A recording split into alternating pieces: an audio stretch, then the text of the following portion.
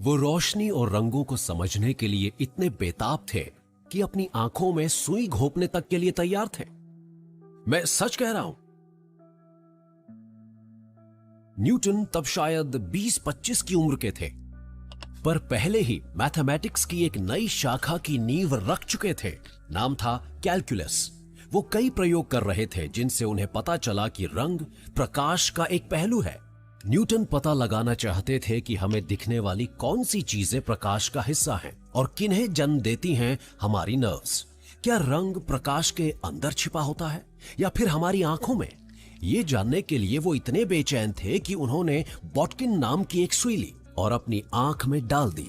Newton ने note किया कि रोशनी से भरे कमरे में अपनी आंखें बंद करके एक्सपेरिमेंट करने के बावजूद कुछ प्रकाश आई शटर यानी हमारे पपोटों से होकर गुजरता है और वो एक बड़ा और नीला सा सर्कल देख पा रहे थे।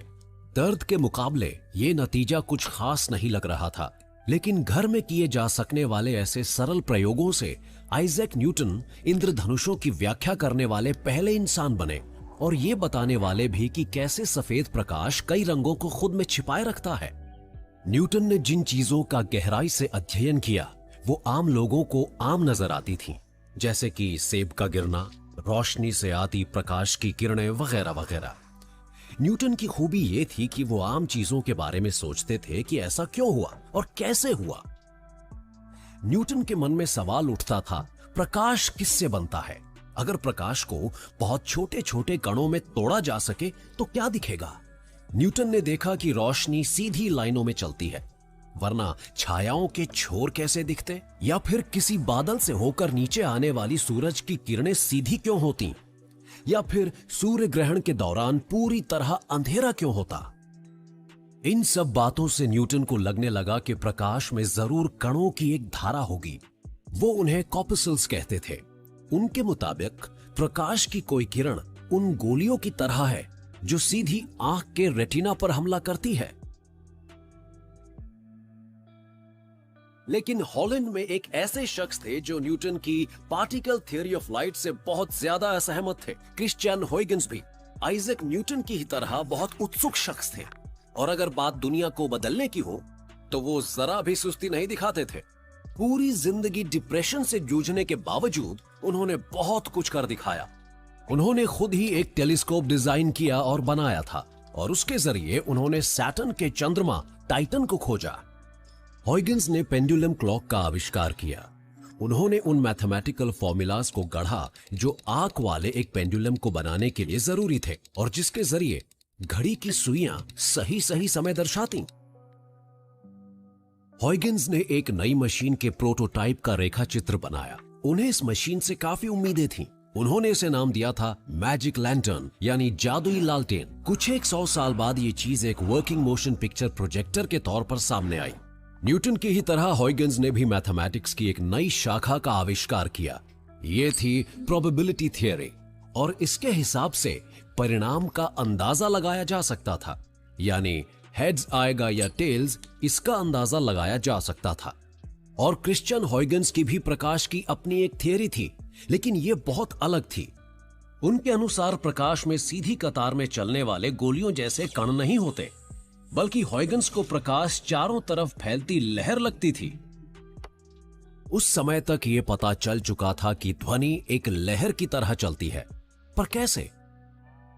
क्योंकि दरवाजा थोड़ा सा खुला होने पर भी आवाज सुनी जा सकती है, यानी ध्वनि भी पानी की ही तरह किसी लहर के रूप में खुली जगह से अंदर आ सकती थी।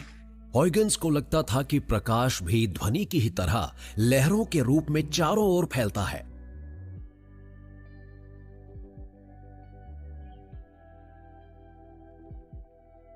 तो इन दोनों में से कौन ठीक था, प्रकाश का एक कण या एक लहर? इस सवाल का जवाब काफी पेचीदा साबित होने वाला था। फिर आए थॉमस यंग। उन्होंने प्रकाश से जुड़ी पहेली को सुलझाया और कॉस्मोस के उस ताने बाने के रहस्य को भी उजागर किया जो हमें जाना पहचाना लगता है।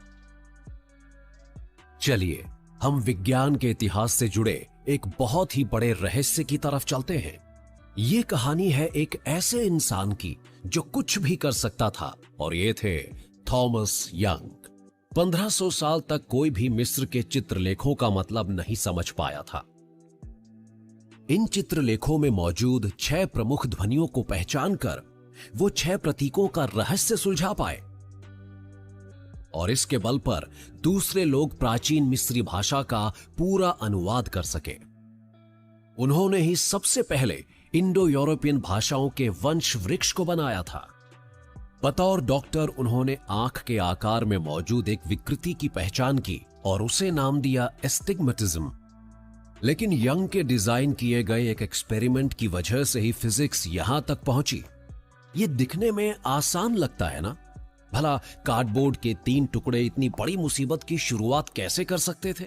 ऐसे शीशे के हरे शेड से सिर्फ हरी रोशनी ही गुजर सकती है, तो स्लिट्स से भी सिर्फ एक ही रंग या प्रकाश की एक फ्रीक्वेंसी गुजरेगी। इसकी अहमियत क्यों थी? क्योंकि उन्हें लगा कि एक दूसरे को ओवरलैप करते कई रंगों के नतीजे में वैसी ही प्रकाश तरंग बनेगी जिसकी हॉयगन्स ने कल्पना की थी, जिसे इंटरफेरेंस पैटर्न कहते थे। उन्होंने ही एक रंग के प्रकाश को 2 अलग अलग स्लिट्स से गुजारा ताकि पता चले कि कार्डबोर्ड के आखिरी टुकड़े पर किस तरह का प्रकाश नजर आएगा। अगर प्रकाश कोई कण होता तो सामने वाली दीवार पर प्रकाश के 2 अलग अलग पिंड नजर आएंगे, जहां प्रकाश के अलग अलग कण स्लिट्स से गुजरने के बाद पहुंच रहे थे। पर ऐसा नहीं हुआ, बल्कि एक बिल्कुल ही अलग तरह का पैटर्न नजर आया। जब 2 लहरें एक दूसरे को ओवरलैप करती हैं या एक दूसरे के साथ हस्तक्षेप करती हैं, तो ऐसा पैटर्न बनता है। इसीलिए उन्हें कहा जाता है इंटरफेरेंस पैटर्न।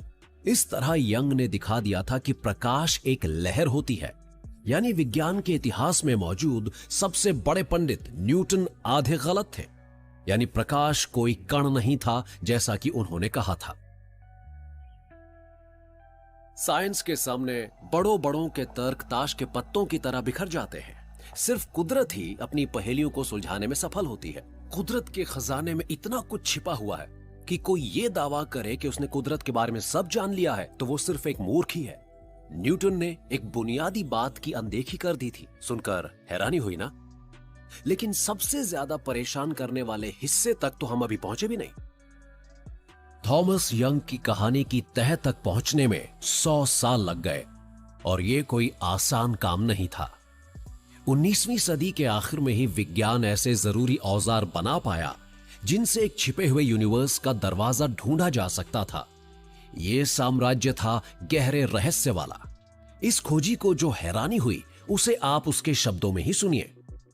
क्या पहली नजर में कोई भी चीज किसी ऐसी बॉडी से ज्यादा अव्यवहारिक लग सकती है जो इतनी छोटी हो कि उसका मास हाइड्रोजन के किसी एटम के मास का बहुत ही छोटा सा हिस्सा हो?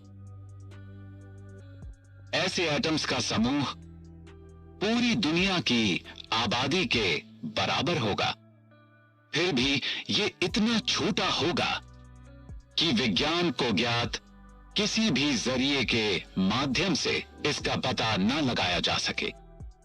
ये आवाज, ध्वनि तरंगों का ये समूह तकरीबन 100 साल पहले का है और जे थॉमसन से जुड़ा हुआ है। उन्होंने जो कैथोड रे एक्सपेरिमेंट किया था वो उसमें मौजूद इलेक्ट्रॉन के मिलने की बात याद कर रहे हैं। उन्होंने एक मेटल इलेक्ट्रोड को इलेक्ट्रॉन के निकलने तक गर्म किया, फिर उसके बाद दूसरा निकला और फिर तीसरा। पहली बार एटम का एक एलिमेंट्री पार्टिकल नजर आया था। साइंस कुदरत के खजाने में सेंध लगाने लगी थी, जिसने अपने राज बहुत छिपा कर रखे हुए थे। और बस फिर हालात अजीब होने लगे। अगर मैटर की सबसे छोटी यूनिट एटम के इलेक्ट्रॉन जैसे और भी छोटे कंपोनेंट होते तो क्या यही बात प्रकाश के बारे में भी सच साबित होती? प्रकाश में वैज्ञानिकों की दिलचस्पी खत्म ही नहीं हो रही थी, तो उन्होंने इसकी छोटी और छोटी यूनिट्स को अलग थलग करने के रास्ते खोजे।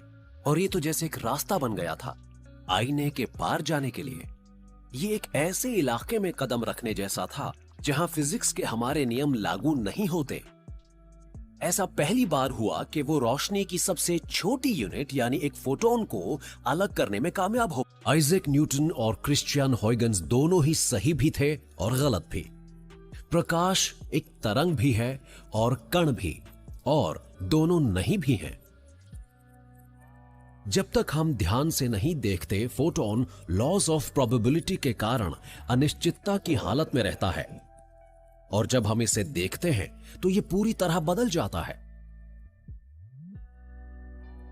क्रिश्चियन हॉयगेंस के बिना हम क्वांटम यूनिवर्स में खो जाएंगे। आज भी उनकी प्रोबेबिलिटी थियरी क्वांटम रियलिटी को समझने का इकलौता रास्ता मुहैया कराती है। हर पार्टिकल रैंडम चांस और बदलती संभावना के रहमो करम पर होता है। इसके बारे में सोचना किसी ऑप्टिकल इल्यूजन को देखने जैसा है। आप कुछ पल के लिए ही इसे देख पाते हैं, फिर ये किसी और चीज में गुम हो जाता है।